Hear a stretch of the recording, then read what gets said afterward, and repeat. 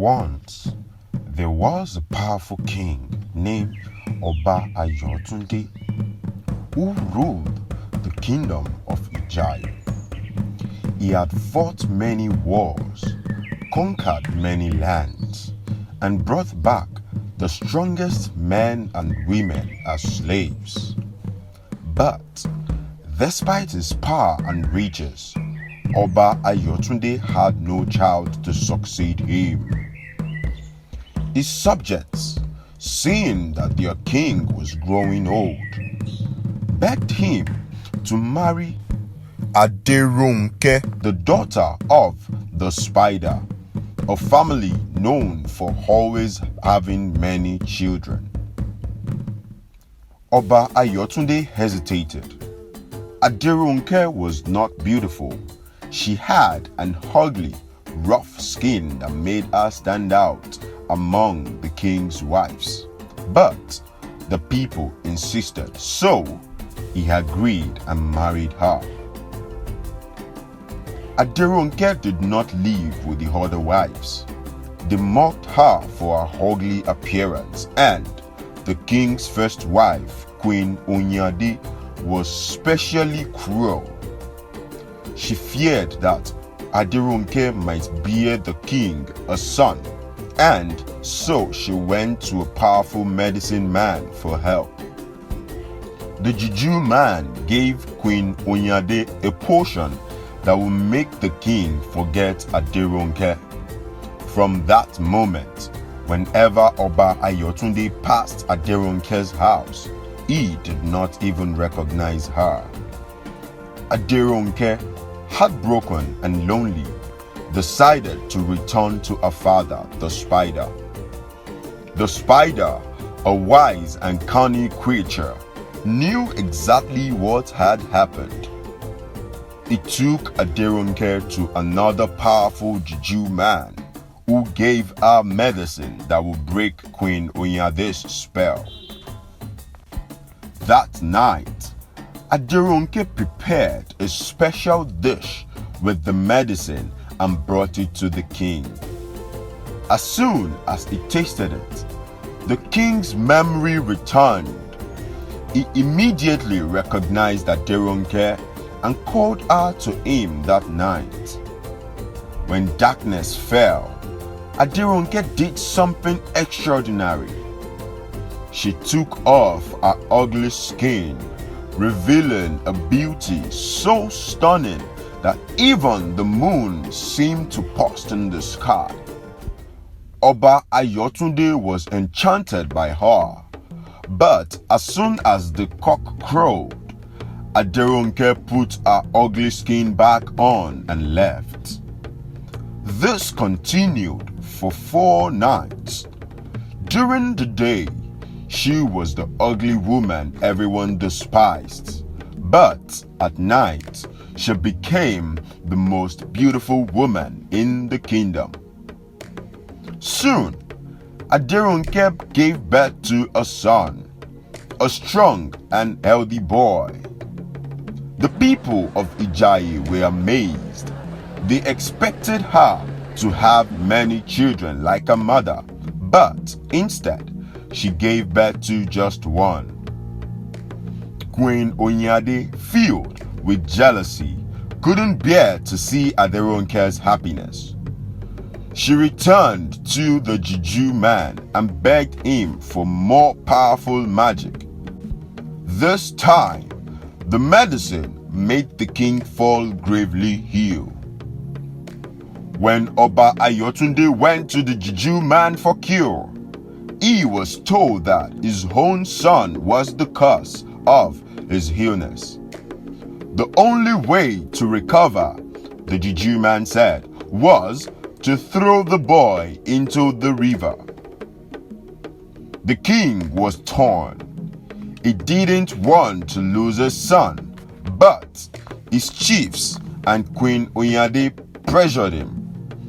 They told him that he could always have another child, but he must save himself. In his weakened state, Ayotunde agreed. With a heavy heart, he threw his son into the river. Aderonke cried and mourned for her child, but she couldn't stop the king's decision.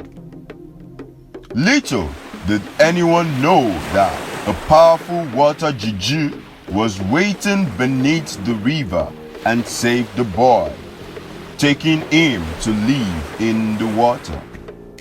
Years passed, and Aderonke gave birth to a daughter. Once again, Queen Onyade plotted, convincing the king to throw the daughter into the river as well. The king hesitated longer this time, but eventually he threw his daughter into the water. Yeah, the water juju saved her too. For 3 years, Aderonke mourned her children, living in sorrow. Queen Onyade's magic had worked again, and the king forgot all about Aderonke. But the water juju, who had saved both children, was ready to punish the wickedness of Queen Onyade. The water juju arranged for a great wrestling match in Ijaye. The king promised riches and clothes to the winner.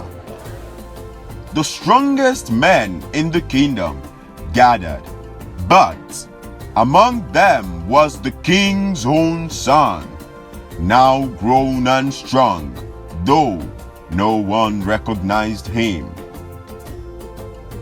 The match began, and one by one, the mighty men fell before the mysterious wrestler. The crowd marveled at his strength and how much he resembles the king. In the end, the boy was declared the champion, and the king invited him to dine at the palace. During the feast, Queen Onyade, seeing the boy's beauty and strength, began to desire him for herself. But the boy knew the truth of all her wicked deeds and waited for the right moment to expose her. The next morning, the boy asked the king for a favor. He requested a public trial where the wrongdoer would be punished. The king agreed, and the whole kingdom gathered in the square. When the trial began, the boy revealed his true identity. He brought out his sister and mother, who removed her ugly skin in front of everyone, showing her true beauty. The people were shocked to learn that the boy was the king's son, whom they thought was dead. The boy told the story of how Queen Onyade had used dark magic to destroy his family. The king was filled with rage and ordered that Queen Onyade be taken away and punished.